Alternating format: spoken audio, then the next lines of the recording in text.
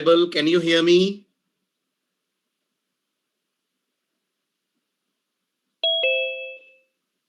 Screen visible है आपको?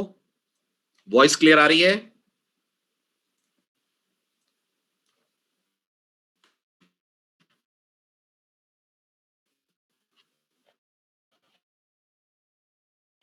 Audio clear है?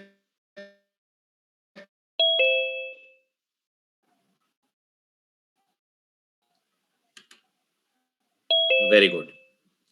लास्ट लेक्चर में हमने कहा था, तो आई होप आपको याद होगा।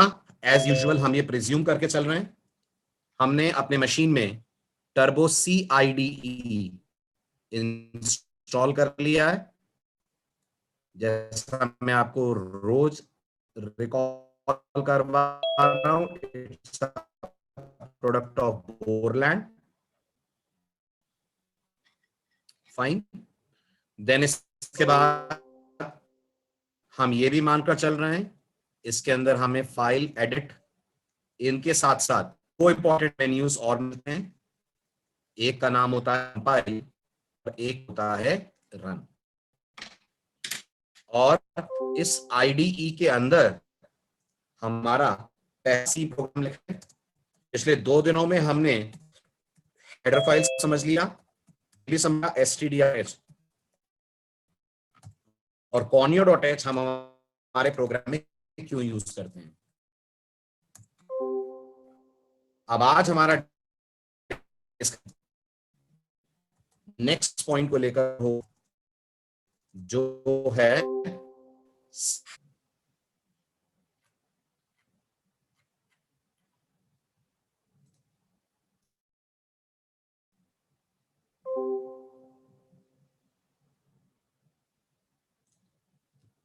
Is it clear now? अब वॉइस क्लियर है? Is the voice clear now? Is the lagging clear now?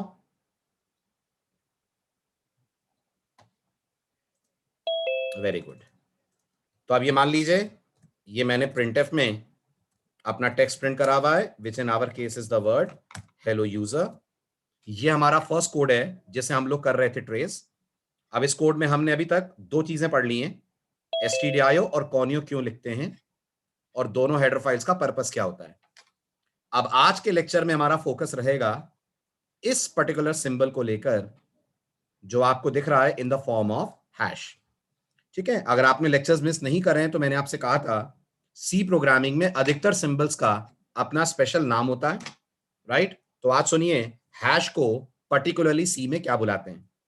अगर कोई आपसे पूछता है ये हैश का सिंबल सी में क्या कहलाता है, तो याद रखिएगा, हैश के सिंबल को हम सी लैंग्वेज में बोलते हैं POUND, pound. I repeat, the symbol of hash in C programming is better known as the symbol of pound. इसको पाउंड बोलते हैं अपन। और कोई भी लाइन अगर हैश से शुरू होती है, कोई भी लाइन अगर हैश से शुरू होती है, तो उसे सी में हम बुलाते हैं प्री प्रोसेसर डायरेक्टिव। कोई भी लाइन अगर हैश से शुरू होती है तो उसे हम सी में बुलाते हैं प्री प्रोसेसर डायरेक्टिव। तो अगर मैं आपसे पूछूं ये जो शुरुआत की 2 लाइनें ये अपने आप में क्या कहलाएंगी, तो आप मुझे बोलेंगे मेरे प्रोग्राम की जो शुरुआत की 2 लाइनें हैं वो अपने आप में कहलाएंगी preprocessor directive. Remember this. तो फिर रिपीट कर रहा हूं मैं, कोई भी लाइन आपके प्रोग्राम में जो शुरू हैश से की जाए, वो लाइन अपने आप में कहलाएगी the line which is beginning with pound. और वो पूरा स्टेटमेंट जो आपने हैश इंक्लूड लिखा है, वो पूरा स्टेटमेंट अपने आप में कहलाएगा preprocessor directive. The symbol of hash is better known as pound and any line which begins with hash is better known as pre-processor directive. First point clear? Everyone please respond. First point clear? Right. अब आता है अगला सवाल, ये pre-processor directive अपने आप में क्या होता है। तो बहुत सिंपल है इसका मतलब समझना। आप सिर्फ इसे 3 पार्ट्स में ब्रेक कर दीजिए। तो मुझे सबसे पहले बताइए, प्री का मतलब क्या होता है। क्या मैं कह सकता हूं प्री का मतलब बिफोर है? कहने से प्री मतलब बिफोर, ओके। प्रोसेसिंग का मतलब आप लीजिए कंपाइलेशन। प्रोसेसिंग का मतलब आप ले लीजिए कंपाइलेशन, और ये जो डायरेक्टिव्स है इसका मतलब आप ले लीजिए इंस्ट्रक्शंस। ये जो डायरेक्टिव है इसका मतलब आप ले लीजिए इंस्ट्रक्शन। तो अगर हम इसके सेकंड ऑल्टरनेट को बोले तो हमें ज्यादा इजीली समझ में आएगा। ये बन गया बिफोर कंपाइलेशन इंस्ट्रक्शन। ये बन गया बिफोर कंपाइलेशन इंस्ट्रक्शन। यानी प्री प्रोसेसर डायरेक्टिव्स आपके प्रोग्राम के वो स्टेटमेंट्स होते हैं जो कंपाइलर तक प्रोग्राम जाने के पहले ही कर दिए जाते हैं solve. I repeat, pre processor directive आपके प्रोग्राम के वो स्टेटमेंट्स होते हैं जो आपके प्रोग्राम के कंपाइलर तक जाने से पहले ही कर दिए जाते हैं सॉल्व। आप याद कीजिए अपना फर्स्ट लेक्चर, मैंने आपसे कहा था प्रोग्रामिंग में 3 स्टेप्स होते हैं। जल्दी बोलिए, डिड आई से प्रोग्रामिंग में 3 स्टेप्स होते हैं। पहला स्टेप होता है प्रोग्राम लिखते हैं, दूसरा स्टेप होता है कंपाइल करते हैं, तीसरा स्टेप होता है अपन रन करते हैं। बट याद रखिएगा सी में, ध्यान से सुनिए, सी में जब आप प्रोग्राम को कंपाइल करते हैं तो आपका प्रोग्राम कंपाइलर तक जाने से पहले एक और स्पेशल लेयर से गुजरता है, एक और स्पेशल सॉफ्टवेयर से गुजरता है, और वो सॉफ्टवेयर कंपाइलर से पहले आपके प्रोग्राम को पढ़ता है। लेकिन उस सॉफ्टवेयर का काम पूरा प्रोग्राम पढ़ना नहीं है। वो सॉफ्टवेयर सिर्फ उन लाइनों को पढ़ता है जिन लाइनों के आगे क्या लगा है, वेरी गुड, जिन लाइनों के आगे लगा हुआ है सिंबल ऑफ हैश। और इसलिए उस सॉफ्टवेयर का नाम, ध्यान से सुनना, उस सॉफ्टवेयर का नाम होता है प्री प्रोसेसर, और वो जिन लाइनों को पढ़ता है उसका नाम होता है pre processor directive. That means हमारे सी के प्रोग्राम को, आज का लेक्चर अटेंड कर रहे हैं अगर आप ध्यान से, तो आप सीखेंगे हमारे सी के प्रोग्राम को 2 सॉफ्टवेयर हैंडल करते हैं। सबसे पहले हमारे प्रोग्राम को हैंडल करता है प्री प्रोसेसर, उसके बाद हमारे प्रोग्राम को हैंडल करने का काम करता है कंपाइलर। जब भी हम कोड कंपाइल करते हैं पहले हमारा कोड प्री प्रोसेसर के पास जाता है, वो कुछ करता है हमारे प्रोग्राम में। वो क्या करता है मैं आपको अभी बताता हूं, अभी बस सुन लीजिए। वो कुछ करता है हमारे प्रोग्राम में, और जो एक्शंस वो लेता है उसके बाद हमारे प्रोग्राम को पास करा जाता है कंपाइलर के पास। ठीक है, अब सवाल आता है प्री प्रोसेसर हमारे प्रोग्राम में क्या करता है। ऐसे कौन से ऑपरेशंस हैं, ऐसे कौन सा प्रोसेस है जो प्री प्रोसेसर हमारे कोड में करता है।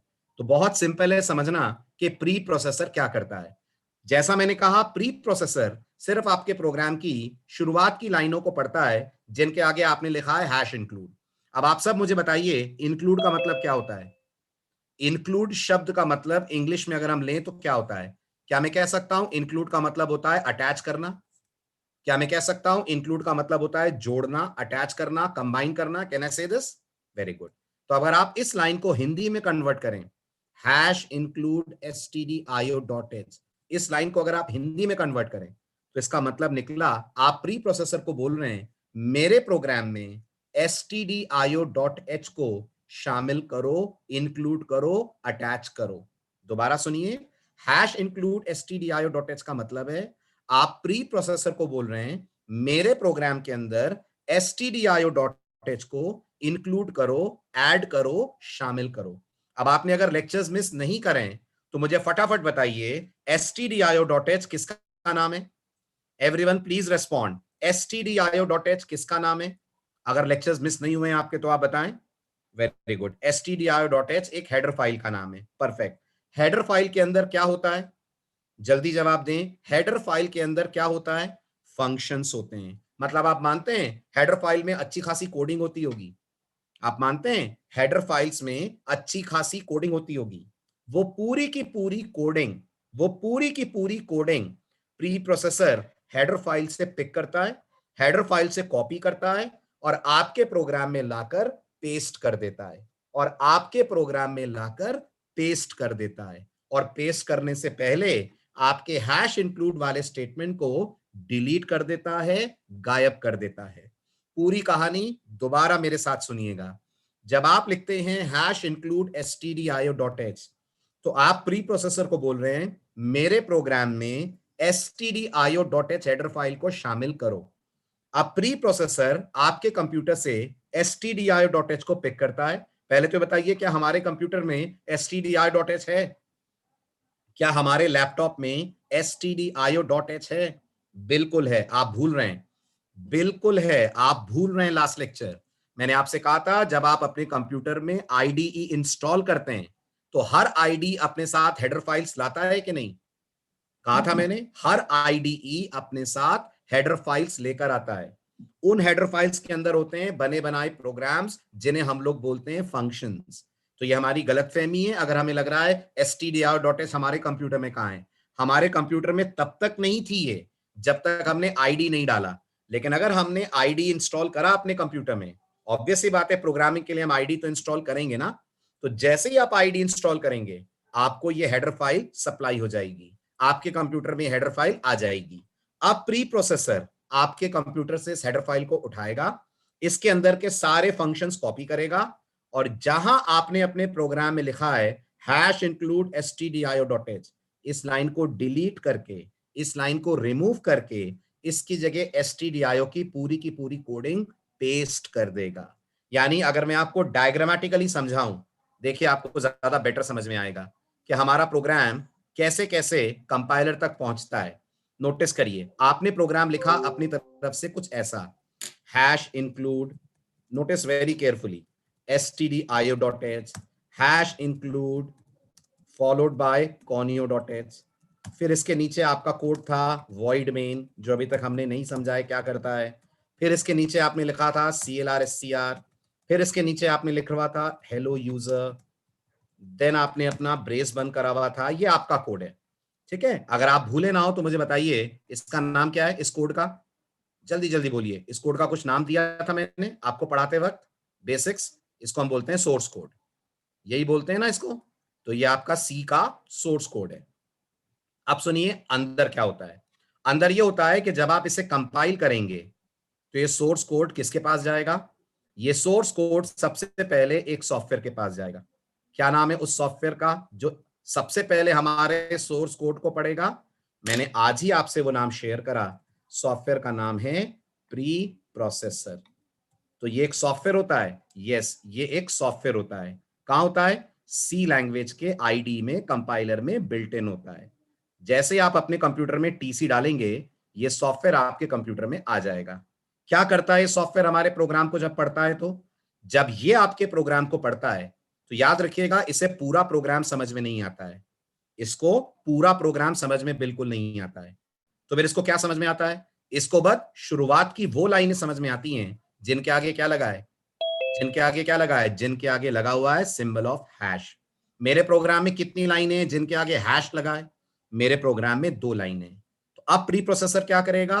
प्री प्रोसेसर आपके कंप्यूटर में सर्च करेगा। प्री प्रोसेसर आपके कंप्यूटर में सर्चिंग करेगा। किसकी सर्चिंग करेगा? जरा गौर से देखिएगा। प्री प्रोसेसर आपके कंप्यूटर में सर्चिंग करेगा 2 हेडर फाइल्स की। कौन सी 2 हेडर फाइल? एक हेडर फाइल आपके कंप्यूटर में होगी stdio.h, एक हेडर फाइल आपके कंप्यूटर में होगी conio.h। एक होगी stdio.h, एक होगी conio.h। क्या ये हेडर फाइल हम देख सकते हैं? बिल्कुल। जब मैं प्रैक्टिकल कराऊंगा तो मैं आपको ये हेडर फाइल्स दिखाऊंगा, ये कैसी दिखती हैं, इनके अंदर क्या होता है, वो सब हम देखेंगे। अभी के लिए बस इतना याद रखिए, ये इन हेडर फाइल्स को पढ़ेगा, ठीक है, इनके अंदर का कोड उठाएगा और जहां आपके प्रोग्राम में लिखा हुआ था #include stdio.h, गौर करिएगा वहां पूरी कोडिंग पेस्ट कर देगा। किसकी? stdio की। और जहां आपके प्रोग्राम में लिखा हुआ था conio.h, वहां पूरी कोडिंग पेस्ट कर देगा। किसकी? conio.h की। पूरा कोड पेस्ट कर देगा और उसके नीचे शिफ्ट हो जाएगा आपका लिखा हुआ कोड। कौन सा code? The code which is called as void main, जिसके अंदर आपने अपने स्टेटमेंट्स लिख रखे हैं। यानी अगर आप समझ पा रहे हो तो मुझे बताइए, जो प्रोग्राम हम लिखते हैं क्या वो program same to same compiler तक जाता है या वो प्रोग्राम चेंज हो जाता है? चेंज हो जाता है। उस प्रोग्राम में एक बहुत इंपॉर्टेंट बदलाव आ जाता है, चेंज आ जाता है। क्या चेंज आ जाता है? आपके प्रोग्राम में पूरी कोडिंग stdio.h की पेस्ट हो जाती है। ध्यान दीजिएगा, कोडिंग ऑफ stdio.h है ये। पूरी कोडिंग पेस्ट हो जाती है conio.h की और फिर इस पूरी कोडिंग के साथ आपका प्रोग्राम जाता है टुवर्ड्स द कंपाइलर।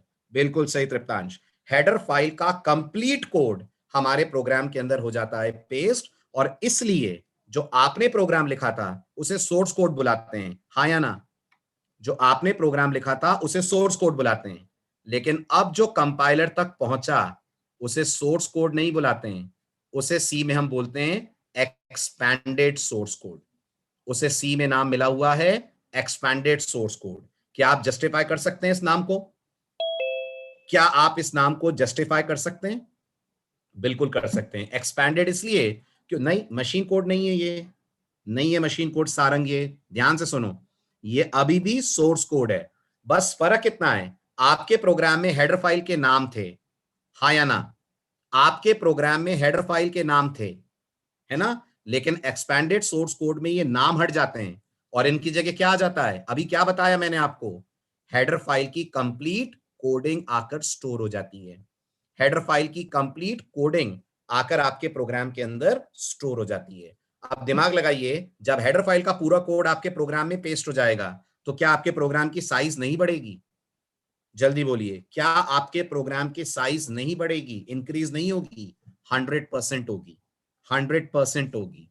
और जब साइज बढ़ेगी तो इसका नाम रख दिया गया है एक्सपैंडेड सोर्स कोड। इसका नाम इसी कारण से रखा गया है expanded source code. Is this clear? जल्दी जल्दी बोलिए, ये बात समझ में आई आप सबको? ठीक है, अब अगली जरूरी बात ध्यान से सुनिएगा। ये जो एक्सपैंडेड सोर्स कोड है, लिसन केयरफुली, ये जो एक्सपैंडेड सोर्स कोड है ये आपको दिखेगा नहीं, ये बैकग्राउंड में बनेगा। तो आपसे इंटरव्यूअर पूछेगा साबित कैसे करोगे कि एक्सपैंडेड सोर्स कोड बनता है?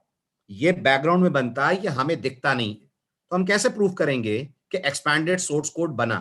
तो इसका सबसे सिंपल जवाब है, आज आप थ्योरेटिकली सुनिए, प्रैक्टिकल में आपको इसको करके दिखाऊंगा। इसका सबसे सिंपल जवाब है, जब आप अपने प्रोग्राम को कंपाइल करते हैं तो कंपाइलर ये जरूर बताता है कि उसने आपके प्रोग्राम में कितनी लाइनों को कंपाइल करा। सुनना ध्यान से, जब आप सी में अपने प्रोग्राम को कंपाइल करते हैं तो कंपाइलर आपको ये जरूर बताता है उसने कितनी लाइनों को कंपाइल करा। आप दिमाग लगाइए, अगर ये program as it is compiler तक जाता हो, जो प्रोग्राम अभी आपके स्क्रीन पे आ रहा है, अगर यही प्रोग्राम कंपाइलर को मिलता तो कंपाइलर को बोलना चाहिए 7 लाइंस कंपाइल। बताइए सही बोल रहा हूं? कंपाइलर को बोलना चाहिए 7 लाइंस कंपाइल, क्योंकि आप गिनिए ये 7 लाइंस का कोड है। आप गिनिए, ये 7 लाइनों का कोड मैंने लिखा है। Line 1, line 2, line 3, line 4, line 5, line 6 and line 7। 7 लाइनों का कोड मैंने लिखा है। लेकिन आपको जानकर सरप्राइज होगा, जब आप इसे कंपाइल करेंगे तो कंपाइलर आपके स्क्रीन पे मैसेज लिख कर देगा 461, 461 लाइंस कंपाइल्ड। ये आपके स्क्रीन पे मैसेज लिखा हुआ आएगा। अब आप सोचिए, हमने प्रोग्राम कितने लाइनों का लिखा था? 7 लाइनों का लिखा था। कंपाइलर क्या बोल रहा है? कंपाइलर बोल रहा है मुझ तक 461 लाइंस पहुंची हैं। अब सोचिए, अगर कंपाइलर तक 461 लाइंस पहुंची हैं तो इसका मतलब डेफिनेटली कोई ना कोई सॉफ्टवेयर बीच में आया जिसने आपके प्रोग्राम की साइज को बढ़ा दिया, और वो सॉफ्टवेयर और कोई नहीं है, वो सॉफ्टवेयर ये है जिसका सी में नाम होता है प्री प्रोसेसर। जिसका सी में नाम होता है प्री प्रोसेसर, राइट? अच्छा, अब अगला सवाल आपसे पूछा जाएगा, ये कैसे प्रूफ करोगे कि हेडर फाइल्स के ही कारण साइज बढ़ रही है? ये कैसे प्रूफ करोगे? हाँ, बता रहा हूं मैं। इश्नूर, आप 2 मिनट बात मेरी सुनिए, बताता हूं। ये कैसे प्रूफ करोगे कि हेडर फाइल्स के ही कारण साइज बढ़ रही है? तो इसका सिंपल सा जवाब है, आप इसमें एक हेडर फाइल और ऐड करिए। आपको याद होगा एक मैट.h हेडर फाइल भी होती है। जल्दी जल्दी बोलिए, एक मैट.h भी होती है ना? अब नोटिस करिए, इमेजिन करिए मैंने अपने प्रोग्राम में 3 हेडर फाइल्स यूज करी। मैंने लिखा #include stdio.h, #conio.h, और मैंने यहां पर एक और हेडर फाइल यूज कर ली mat.h। Everyone please listen very carefully. और उसके बाद वही सेम प्रोग्राम लिखा जो आपको बोर्ड पे मैं बार बार लिख के दे रहा हूं, void main clr printf hello user। इस बार हमने ये कोड लिखा। अब बताइए, मैंने अपनी तरफ से सिर्फ एक लाइन बढ़ाई है ना? Give me response please. मैंने अपनी तरफ से सिर्फ एक ही लाइन बढ़ाई है ना? अब 7 की जगह 8 लाइनें हो गई ना? 7 की जगह 8 लाइनें हो गई ना? लेकिन अब आप नोटिस करिएगा, जब आप इसे कंपाइल करेंगे और ये किस में कन्वर्ट होगा? फटाफट बोलिए, ये किस में कन्वर्ट होगा कंपाइलर तक जाने से पहले? ये कन्वर्ट होगा एक्सपैंडेड सोर्स कोड में। तो कंपाइलर आपको क्या बोलेगा, ध्यान से देखना, ठीक है। यहां पर आकर कॉपी हो जाएगा कोड फ्रॉम stdio.h, यहां पर आकर कॉपी हो जाएगा कोड फ्रॉम conio.h, यहां पर आकर कॉपी हो जाएगा कोड फ्रॉम math.h, और यहां पर बिल्कुल बॉटम पे आपका कोड होगा विच इज void main, जो हमारा अभी समझना बाकी है। अब कंपाइलर आपको बोलेगा 625 लाइंस कंपाइल्ड,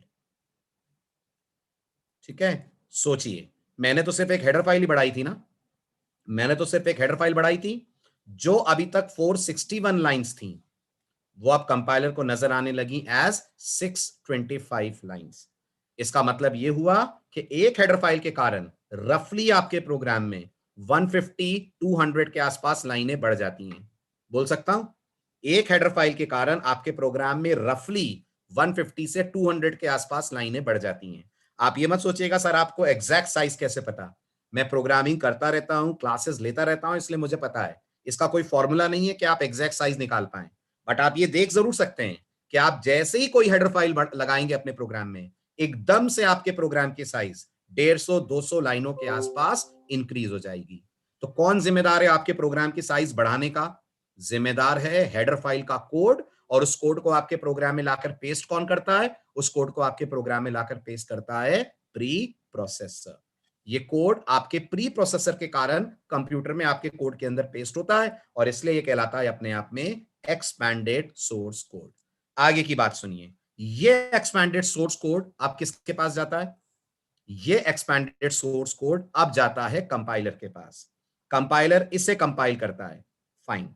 जब कंपाइलर इसे कंपाइल करता है तो कंपाइलर इसको किस में कन्वर्ट करेगा, फटाफट बोलिए। जब कंपाइलर इसे कंपाइल करता है तो कंपाइलर इसको कन्वर्ट करेगा into machine code. Very good. तो अब आगे की कहानी सुनिए, ये डायग्राम को कंप्लीट करते हैं। ये एक्सपैंडेड सोर्स कोड अब जाता है उस सॉफ्टवेयर के पास जिसको मैं डे 1 से आपके सामने बार बार रख रहा हूं, जिस सॉफ्टवेयर का नाम होता है कंपाइलर। कंपाइलर इस पर्टिकुलर एक्सपैंडेड सोर्स कोड को पढ़ेगा, और फिर कंपाइलर इस एक्सपैंडेड सोर्स कोड को किस में कन्वर्ट कर देगा, कंपाइलर फिर इस एक्सपैंडेड सोर्स कोड को कन्वर्ट कर देगा into something which is called as the, very good, into something which is called as the machine code. बिल्कुल ठीक। So let me complete the diagram. Compiler इसको उठाएगा और कन्वर्ट कर देगा into something which is called as machine code. ये machine code फिर किसके पास जाता है, ये वाला machine code which is actually the code of zeros and ones, right? इसी को आप कहते हैं मशीन कोड, इसी को आप कहते हैं binary code. So let me label it, this is called machine code. ठीक है, क्या होता है इसके अंदर, इसके अंदर अगर आप देख पाते हैं तो बस 010101 के फॉर्मेट में कोड होता है, जो हम इंसानों को बिल्कुल समझ में नहीं आएगा। ये कोड अल्टीमेटली किसको पास होता है, ये कोड अल्टीमेटली पास होता है to operating system as well as CPU. याद रखिएगा, ये दोनों मिलकर आपके इस प्रोग्राम को चलाते हैं। This code then goes to OS plus CPU combination. आपके कंप्यूटर में विंडोज है, लिनक्स है, मैक है, जो भी ऑपरेटिंग सिस्टम है, वो इस मशीन कोड को पढ़ते हैं, और फिर आपको क्या मिलता है, आपको इस मशीन कोड का फिर फाइनली मिलता है आउटपुट। आपके स्क्रीन पे फिर फाइनली जनरेट होते हैं रिजल्ट्स, राइट। ये पूरी स्टोरी होती है आपके प्रोग्राम के बनने से उसके चलने तक की। बिल्कुल देख सकते हैं नेहा, देख तो सकते हैं, समझ में कुछ नहीं आएगा, ठीक है। जब मैं प्रैक्टिकल करूंगा तो मैं आपको ये सब दिखाऊंगा, प्रैक्टिकल में सब देखेंगे अपन, लेकिन समझ में हमें क्या आएगा, समझ में हमें एक ही चीज आएगी। वो कौन सा कोड है, वो है source code. We humans can understand only one code and that is source code. बाकी सब हमें समझ में बिल्कुल नहीं आता है। बिल्कुल, प्री प्रोसेसर कोड ऐड नहीं करता। प्री प्रोसेसर आपकी फाइल में हेडर फाइल्स की कोडिंग ऐड कर देता है, और वो कंप्लीट कोड जो अब आपकी फाइल के अंदर ऐड हो गया है, उस पूरे कोड को अपन बोलते हैं एक्सपैंडेड सोर्स कोड। ठीक है, आशीष को कुछ डाउट है? यस आशीष, अनम्यूट कर रहा हूं मैं आपको। आशीष, जस्ट अ मोमेंट। जी बोलिए। सर एक क्वेश्चन है सर। हम्म। सर ये जो सर हेडर फाइल होती है सर, वो सर कौन से लैंग्वेज में होती है सर? मशीन कोड में होती है या फिर सोर्स कोड वाली लैंग्वेज में होती सोर्स कोड में ही होती है। है? तो अगर सर, तो फिर इससे सर मतलब ये एग्जीक्यूशन टाइम सर बढ़ नहीं जाता अगर इसको सर बाइनरी बाइनरी में मशीन अगर कोड ये कौन सर? लिखेगा बेटा? मशीन कोड लिखना किसके पास टाइम है? आप लिखोगे सर मशीन तो कोड? आप जब सर तो प्रोग्राम बनाओगे तो मशीन कोड लिखोगे? लेकिन सर अगर हैश इंक्लूड और सर इसका जो सर हेडर फाइल का है, वो अगर सर अपन सर अगर पहले ही मतलब डाल दे ये मशीन कोड में, तब तो फिर सर एग्जीक्यूशन टाइम ही घट जाएगा। तो फिर प्री तो ये प्रोसेसर कैसे पढ़ेगा? प्री प्रोसेसर को मशीन कोड थोड़ी समझ में आता है। हेडर फाइल वाला पार्ट सोर्स कोड में होता है, दूसरा पार्ट लाइब्रेरी फाइल्स होती हैं, वो मशीन कोड में होती हैं, जो आप आगे समझेंगे। फंक्शन का कुछ पोर्शन हेडर फाइल में होता है, कुछ पोर्शन लाइब्रेरी फाइल में होता है। जितना हेडर फाइल में है वो सब सोर्स कोड के फॉर्म में है, जो लाइब्रेरी फाइल में है वो मशीन कोड में है। वो आप आगे समझेंगे हेडर फाइल और लाइब्रेरी फाइल में अंतर क्या है, बट अभी हेडर फाइल मशीन कोड नहीं होती हैं, वो सोर्स कोड ही होती हैं। अच्छा, थैंक यू सर। ठीक है, ओके। चलिए आगे बढ़ूं। ये पूरी कहानी क्लियर हुई। और मजेदार बात ये, ध्यान से सुनिएगा, मजेदार बात क्या है? ये जो पूरा प्रोसेस आपने समझा, सोर्स कोड का एक्सपेंडेड सोर्स कोड बनने तक का प्रोसेस और वहां से मशीन कोड बनने तक का प्रोसेस, ये पूरा एक बटन क्लिक पे होता है। और वो बटन क्लिक क्या है? वो बटन क्लिक है कंपाइल। क्योंकि ये एक बटन क्लिक पे होता है, इसलिए बहुत सारे लोगों को पता ही नहीं चलता कि जब वो कंपाइल करते हैं अंदर इतनी सारी एक्टिविटीज होती हैं। सबसे पहले सोर्स कोड प्री प्रोसेसर के पास जाता है, प्री प्रोसेसर उसे कन्वर्ट करता है एक्सपैंडेड सोर्स कोड में, एक्सपैंडेड सोर्स कोड कंपाइलर के पास जाता है, कंपाइलर उसे कन्वर्ट करता है मशीन कोड में। और फिर आउटपुट कब आता है? कंपाइल करने से आउटपुट आ जाता है क्या? नहीं, आउटपुट के लिए फिर आप रन करते हैं। आउटपुट के लिए फिर आप रन करते हैं, मतलब अगर मैं इन स्टेप्स को नंबरिंग दे दूं तो step number 1, step number 2, step number 3, ध्यान से सुनिएगा, स्टेप नंबर 4 और स्टेप नंबर 5, इतना होता है जब आप कंपाइल करते हैं। और स्टेप नंबर 6 और 7 ये होता है जब आप प्रोग्राम को रन करते हैं। स्टेप नंबर 6 और 7 तब होते हैं जब प्रोग्राम को आप रन करते हैं। बिल्कुल बिल्कुल रजा। हैश इंक्लूड की कोडिंग, ध्यान से सुनो, हैश इंक्लूड अगर है तो वो सोर्स कोड है। हैश इंक्लूड की जगह अगर stdio की कोडिंग आ गई है, वहां से लेकर आखिर तक जो लिखा है वो कहलाएगा पूरा पूरा expanded source code. Everyone please respond, यहां तक क्लियर हुआ? ठीक है। अब इस पूरे प्रोसेस के मैं आपको नोट्स दे रहा हूं, क्योंकि ये बहुत जरूरी प्रोसेस है इंटरव्यू के पॉइंट ऑफ व्यू से। हर इंटरव्यूअर आपसे पूछता है मुझे पूरी स्टोरी सुनाओ, सी में प्रोग्राम लिखकर चलाते हैं तो क्या क्या होता है, तो पूरी कहानी आपको वहां सुनानी पड़ेगी। सबसे पहले मैं लिख रहा हूं, what is the symbol of hash called? What is the symbol of hash called? Hash को क्या बुलाते हैं? And why do we write hash include? Hash क्या है और हम हैश इंक्लूड क्यों लिखते हैं? जो मैं लिखूंगा उसे पढ़ते चलिएगा। ठीक है, ये नोट्स आपसे शेयर होंगे तो आपको समझ में आना चाहिए, ताकि आप जब रिवाइज करें तो पता चले इसमें कौन सी लाइन का क्या मतलब है। Number 1, the symbol of hash in C and C++ programming is called as pound. And any statement in our program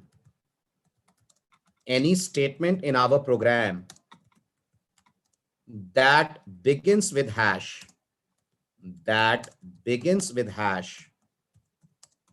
is called as preprocessor directive. बताइए, पहला point clear? Everyone please respond, पहला point clear? अब आइए second point पे। These preprocessor directives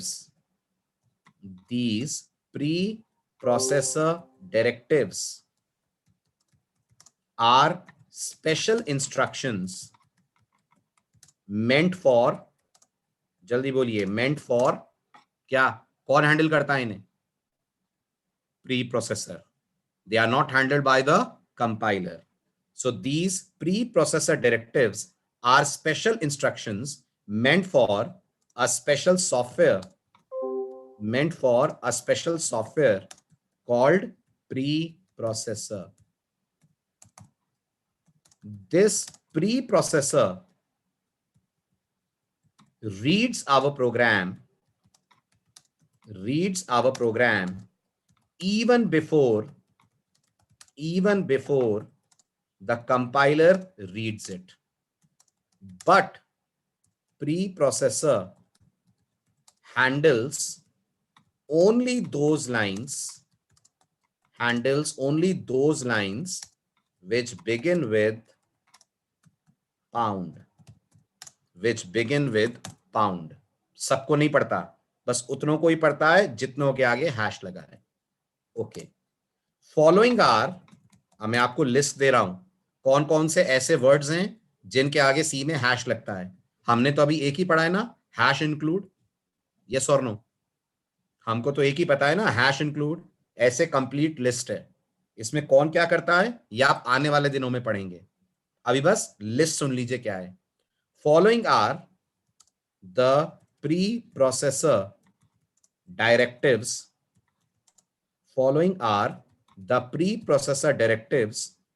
provided by C language. ध्यान दीजिए, पहला है hash include. A is hash include. कोई अगर पूछता है ये क्या कहलाता है, इसका क्या नाम है, तो इसे सी में हम बोलते हैं फाइल इंक्लूजन डायरेक्टिव. ध्यान से सुनिएगा, हैश इंक्लूड का ऑफिशियल नाम होता है फाइल इंक्लूजन डायरेक्टिव. बी, दूसरा कहलाता है हैश डिफाइन. ये क्या कहलाता है? ये कहलाता है मैक्रो क्रिएशन डायरेक्टिव. दूसरे वाले का नाम है मैक्रो क्रिएशन डायरेक्टिव. ठीक है. तीसरा वाला कहलाता है हैश अनडेफ. इसको क्या बुलाते हैं? इसको बुलाते हैं मैक्रो रिमूवल डायरेक्टिव. अभी मैंने मतलब किसी का भी नहीं समझाया है. डोंट बॉदर कि इसमें से कौन क्या करता है, अभी मैंने नहीं समझाया है. मैं सिर्फ अभी आपको लिस्ट दे रहा हूं. समझ रहे हैं? तो don't bother sir hash define क्या है, हैश अनडेफ क्या है, वो हम पढ़ेंगे. अभी पढ़ा कुछ भी नहीं है. अभी सिर्फ लिस्ट आ रही है आपके सामने कि ऐसे कौन कौन से वर्ड्स हैं जिनके आगे सी में हैश लगता है. ठीक है.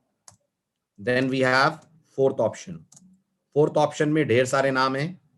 Hash if, hash else, hash if def, hash if ndef, hash elif और हैश एंडेफ. कितने नाम दिख रहे हैं फोर्थ में? कितने नाम दिख रहे हैं फोर्थ में? दिख रहे हैं आपको 6 नाम.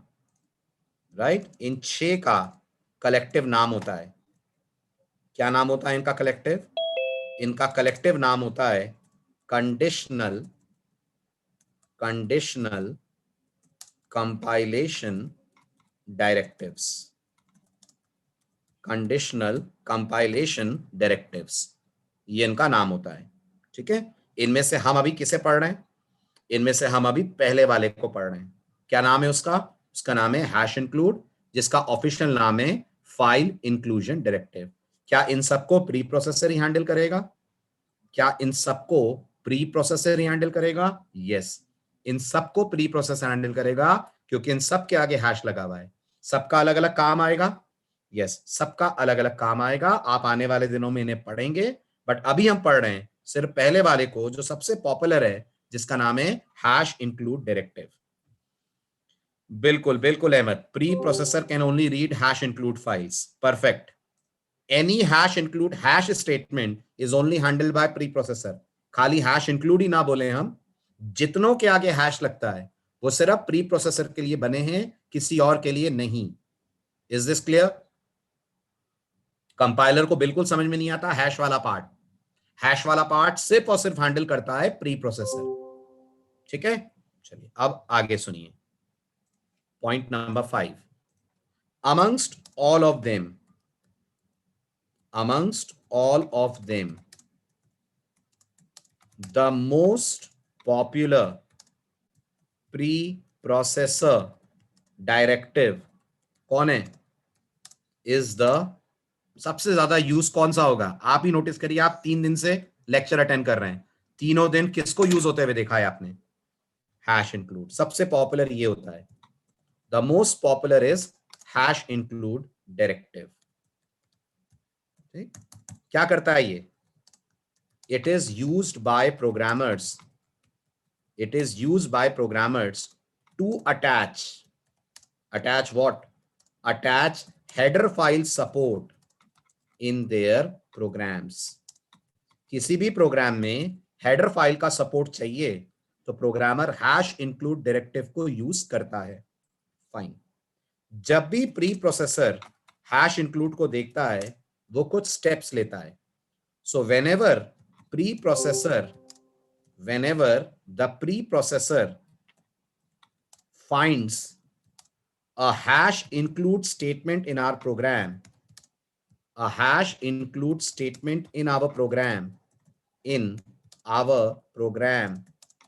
it takes the following actions. Preprocessor ये एक्टिविटीज करता है। नंबर 1, सबसे पहला काम वो चेक करता है हैश इंक्लूड के बाद आपने कौन सी हेडर फाइल का नाम लिखा है। तो सबसे पहले reads the name of header file. किसमें दिया होता है हमने हेडर फाइल? जल्दी जल्दी बोलिए। Given in angular brackets. हमने हेडर फाइल का नाम दिया होता है एंगुलर ब्रैकेट्स के अंदर। तो सबसे पहले एंगुलर ब्रैकेट्स के अंदर जाकर चेक करता है आपने कौन सी हेडर फाइल का नाम लिखा है।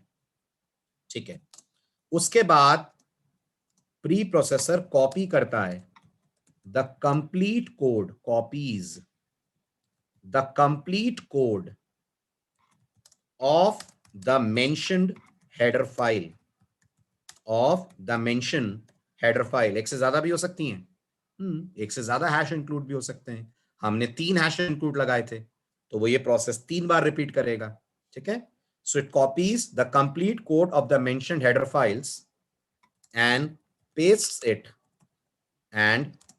it in our program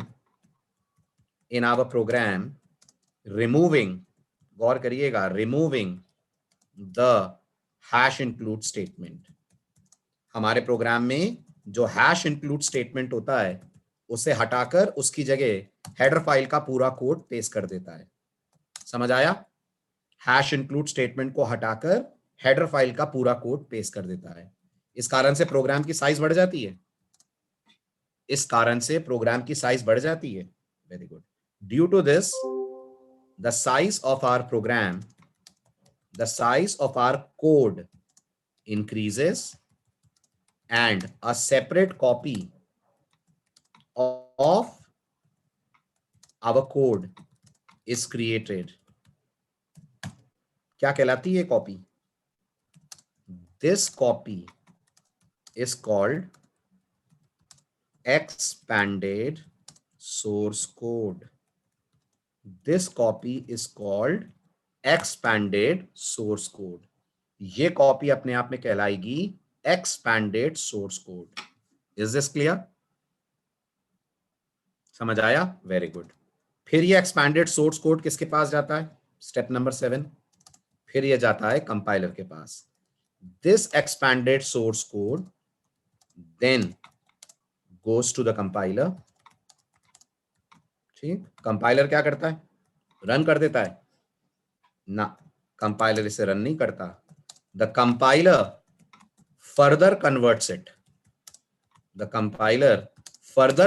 it into, very good, machine code, और दूसरा नाम इसका, और binary code. Further converts it into machine code और बाइनरी कोड। राइट, ये बाइनरी कोड किसके पास जाता है? दिस बाइनरी और machine code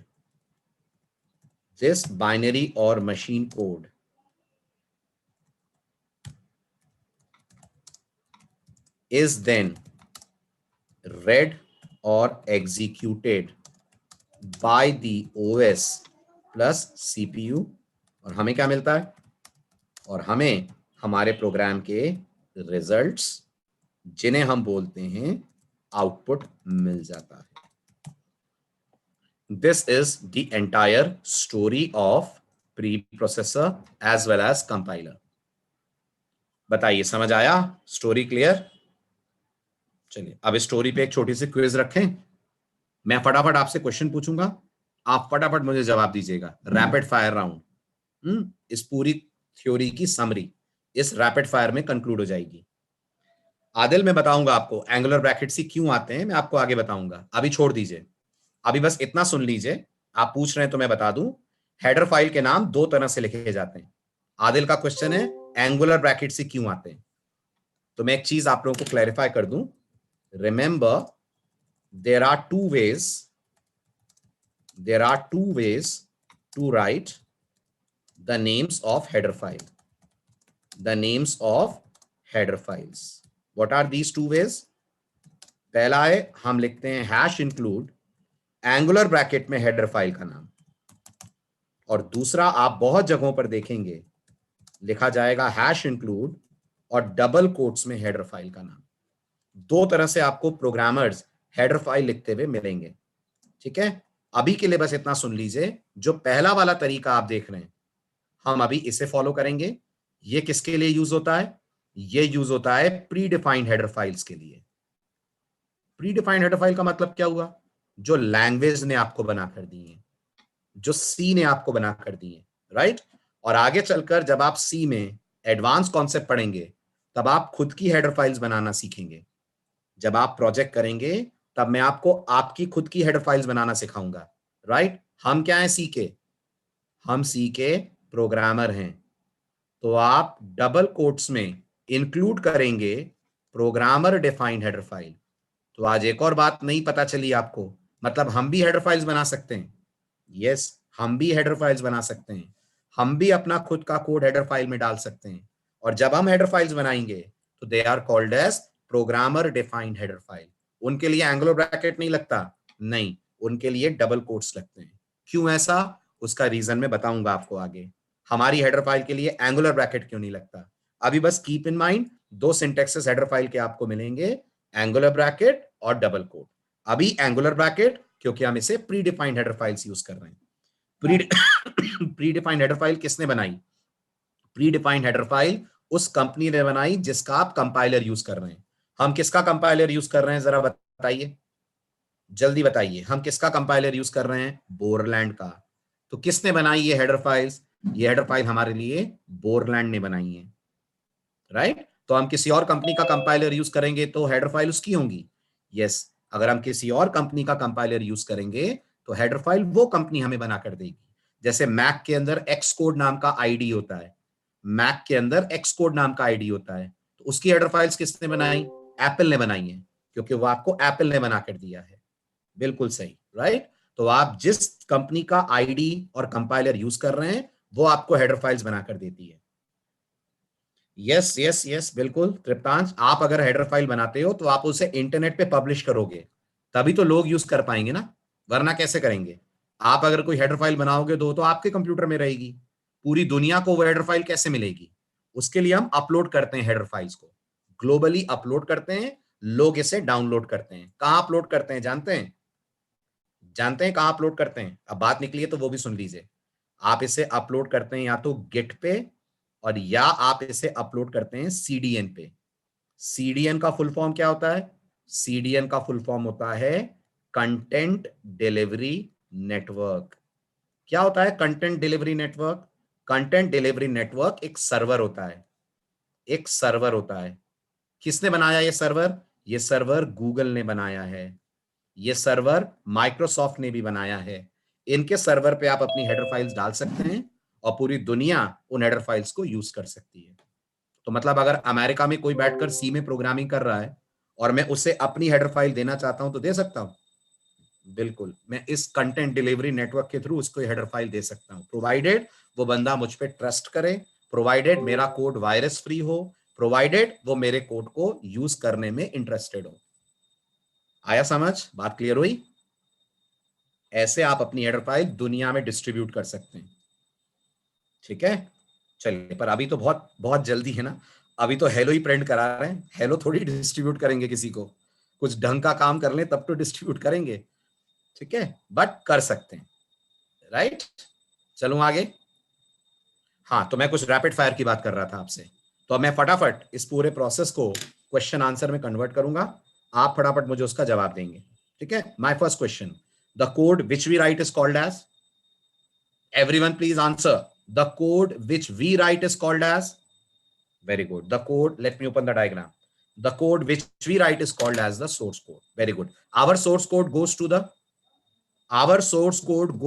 the preprocessor, very good, the code which preprocessor produces is called as, the code which preprocessor produces is called as, very good, is called as expanded source code, very good, expanded source code goes to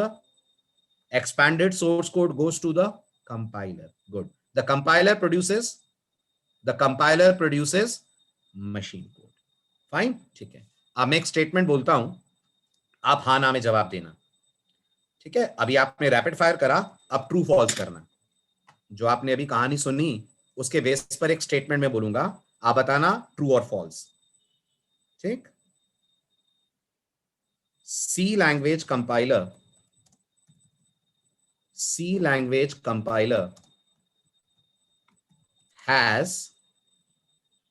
has no idea about header files, क्या कहते हैं, yes और no। C language के compiler को पता ही नहीं होता header file नाम की कोई चीज होती है, 100% yes, एब्सोल्युटली ट्रू, पता ही नहीं होता उसे हेडर फाइल क्या होती है। कारण, ध्यान से देखिए, कंपाइलर तक हेडर फाइल जाती नहीं है, कंपाइलर तक हेडर फाइल का कोड जाता है, कंपाइलर को stdio.h नाम नहीं दिखता, उसके अंदर की कोडिंग दिखती है। तो हेडर फाइल है ये सच किसको पता है, हेडर फाइल है ये सच सिर्फ प्रोग्रामर को पता है, प्री प्रोसेसर को पता है। बस मेरे और प्री प्रोसेसर के बीच में एक बार प्रोग्राम प्री प्रोसेसर से पास हो जाए तो कंपाइलर को तो पता ही नहीं लगता कि ये हेडर फाइल है। इसका मतलब कंपाइलर को ऐसा लगता है कि ये पूरा 625 लाइनें आपने लिखी हैं, क्या बोलते हैं, कंपाइलर को ऐसा लगता है ये पूरी 625 लाइनें आपने लिखी हैं, यस, कंपाइलर को ऐसा लगता है पूरा कोड आपने लिखा है, उसे नहीं मालूम कि ऊपर वाला जो कोड है वो प्री प्रोसेसर ने हेडर फाइल से लाकर पेस्ट करा है। सो अगर कोई बोलता है हेडर फाइल कंपाइलर के पॉइंट ऑफ व्यू से एग्जिस्ट नहीं करती, तो ये बिल्कुल सही स्टेटमेंट है, कंपाइलर के पॉइंट ऑफ व्यू से हेडर फाइल एग्जिस्ट नहीं करती है, राइट, यस, कंपाइलर को ऐसा लगता है पूरा कोड आप ही ने टाइप करा है, all 625 lines. So compiler has no idea कि हेडर फाइल हमारे प्रोग्राम में होती भी होंगी। आया समझ, पूरा प्रोसेस पूरे क्लियर हुआ आज का लेक्चर, कहां से कहानी शुरू होती है कहां खत्म होती है, राइट। और ये सब कुछ होता है सिर्फ एक बटन क्लिक पे, मैं बार बार कह रहा हूं, विच इज कंपाइल, और मैं यहां लेबलिंग कर दूं, ये स्टेप नंबर 5 तक कहां होता है, ये होता है कंपाइलेशन तक, this occurs, let me write it down, up till this occurs when we compile the code, so I'm writing it here, up till this step process occurs when we compile the code, ये compile करने तक का process है। और फिर ये वाला जो स्टेप है ये शुरू होता है जब आप कोड रन करते हो। From here execution begins, from here execution begins, यहां से स्टार्ट होता है एग्जीक्यूशन। बताइए, story clear, all clear, good. अब आता है प्रोग्राम का सबसे क्रूशियल पार्ट, जो पूरा 1 घंटे का समय लेगा, जिसे हम अगले लेक्चर में डिस्कस करेंगे। Very important part, and that is void main. क्यों लिखते हैं हम अपने प्रोग्राम में वॉइड, क्यों लिखते हैं हम अपने प्रोग्राम में मेन, मेन क्या है और अंदर का कोड जो हमने लिखा उसका क्या मतलब है। अगला लेक्चर सबसे क्रूशियल लेक्चर है हमारा बिगनिंग स्टेज का। मेक श्योर लेक्चर आपका बिल्कुल मिस ना हो, राइट। बैकअप मिल जाएगा, बट बैकअप की बात बैकअप की होती है। कोशिश करिए आप मेन लेक्चर मिस ना करें। बिल्कुल बिल्कुल आयुष, कोई भी सॉफ्टवेयर किसी ना किसी लैंग्वेज में ही बनता है, राइट। जैसे जावा का नेटबीन्स जावा में डिजाइंड है, पाइथन का आईडी भी जावा में डिजाइंड है पाइचाम, एंड्रॉइड का आईडी भी जावा में डिजाइंड है जिसका नाम है Android Studio, Turbo C plus plus C में डिजाइंड है, जो सी का आईडी है वो सी में ही डिजाइंड है। मैं बताऊंगा तृप्तांश आपको, अभी नहीं, अभी सिर्फ टर्बो पे काम करेंगे हम कुछ दिनों तक, कुछ दिनों के बाद हम शिफ्ट होंगे दूसरे आईडी पे। और वैसे मैं बता चुका हूं हम दो आईडीज यूज करेंगे, एक टर्बो और दूसरा कौन सा, दूसरा हम यूज करेंगे कोड ब्लॉक्स। ठीक है, तो ज्यादा दिन नहीं है कोड ब्लॉक्स के आने में, चिंता मत करिए, बस एक बार बेसिक्स आपके क्लियर हो जाएं, फिर मैं आपको कोड ब्लॉक्स पे शिफ्ट कर दूंगा। ठीक है, तो ये आपके आज के लेक्चर के पेजेस हैं, स्क्रीनशॉट्स ले लिए आपने, और नहीं भी लिए तो कोई दिक्कत नहीं, मैं ग्रुप में पोस्ट कर दूंगा। ठीक है, आइए नेक्स्ट लेक्चर स्टार्ट करते हैं वॉइड मेन से डिस्कशन। ओके, चलिए बाय बाय, टेक केयर।